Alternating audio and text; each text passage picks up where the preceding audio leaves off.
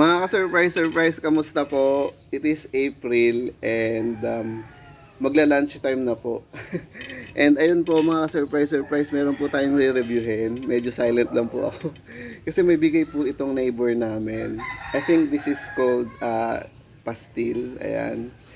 Alam ko hindi naman masyadong bago ito, pero for me bago lang po ito mga ka-surprise. Kaya pagbigyan nyo na. So, first time ko po ito. First time ever and ever. Forever and ever makatikim nitong pastil. So, ayan. Titikman na po natin kung ano po ang lasa niya. So, ito po yun. I think this is from... Ayan. They say it's from Bulacan. Ayan. So, parang nakapanood na po ako ng mga vlogs nito mga ka-surprise. Kaya excited din po ako. Alam ko po ano lang ito eh, yung chicken, papakuluan mo and then hihimay-himayin mo siya, especially the breast part. Ayun, gano'n. So, ito na po yun, titikman na po natin. First time ko makatikim ng chicken pastil.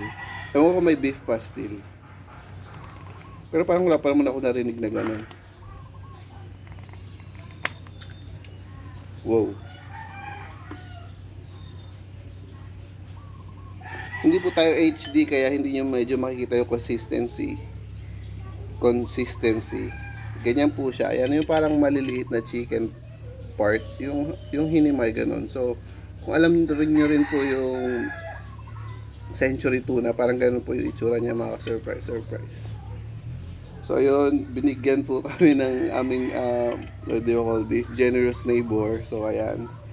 Hindi na po ako magbabanggit ng name. Kung mapapanood nyo to, ayan. Say, thank you po. Ayan. So, konti lang mga surprise kasi hindi naman talaga sa akin binigay ito. Para sa mother ko ito. Nakitikim lang ako mga surprise. So, ito na yun. Ayan.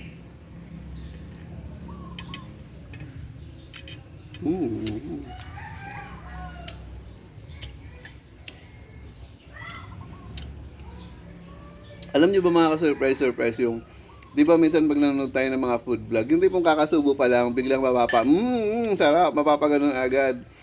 Well, nung kakasubo ko pala na gano'n, napaganon agad ako mga surprise. Kasi, kasusubo pa lang na gano'n, ma-feel mo na yung savory niya. Savory siya. And then, ano nga ba sa Tagalog ang savory mga ka-surprise? Ako di ko alam. Sabihin na lang natin malasa, ayun.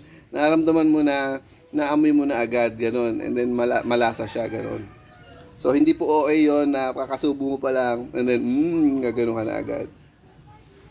So, ayan, first time ko nga makakain itong chicken pastil, mga ka-surprise.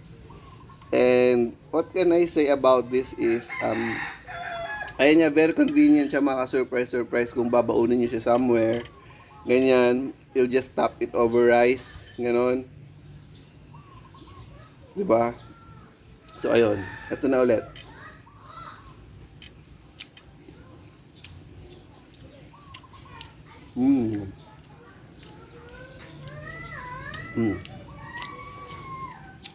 Magre-rate pa ba ako mga surprise?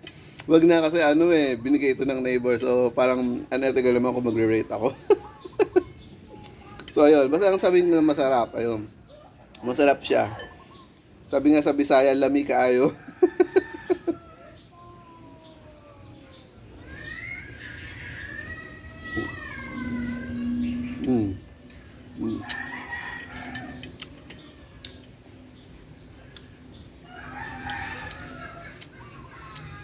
Yun po mga surprise. Gagawa rin po ako ng pang short nito. So puputulin ko na po yung video.